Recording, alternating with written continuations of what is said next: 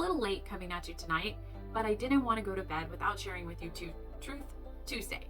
Tonight, we're going to follow the money and follow the power outages.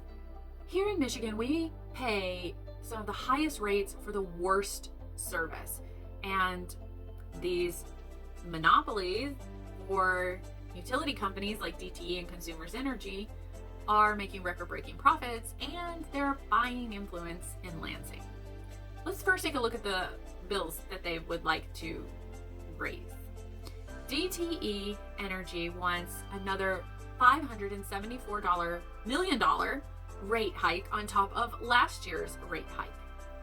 Consumers Energy filed for a $436 million increase just days after regulators approved their last increase.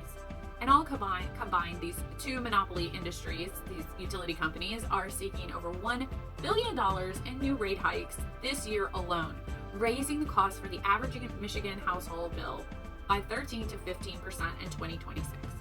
But we have reliable service, right? Nope. Michigan actually ranks 50th in the nation on power reliability and dead last when it comes to power restoration. The average outage in Michigan will last about 12 hours, which is double the national median. And despite having put billions into the smart grid technology, roughly 1 in 8 DTE customers will lose power multiple times during the year. Now let's make a shift, shall we, to Lansing and our lawmakers. My state lawmaker, Mark Tisdale, has accepted almost $2,000 in campaign money from DTE and Consumers Energy PACs since he was elected, plus the lobbyist meals and event tickets, which are worth hundreds more, including box seats at Pistons games. The lobbyists that represent these companies spend thousands of dollars on meals and gifts, especially for legislators sitting on the House Energy Committee, the group that oversees rate-setting laws.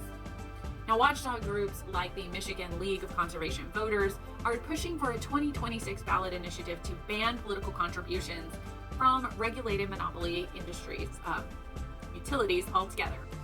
Now, what can we do? First of all, we can support the utility bans so that legislatures and regulators can act for consumers and not for these corporations. We can demand transparency so that every gift, every donation, every perk is recorded and disclosed. We can push for accountability legislation that ties rate hikes to improvement. But what we really need you to do is find candidates who say they will not take this corporate money, they will not take monopoly money, so that they are beholden to no one but the voters. I am one of those said candidates and would love to have your approval. The truth is, here in Michigan, our utility bills are just too damn high. And the same companies that fail to keep the lights on are the ones buying influence in Lansing. Michigan deserves affordable, reliable energy, not monopoly greed.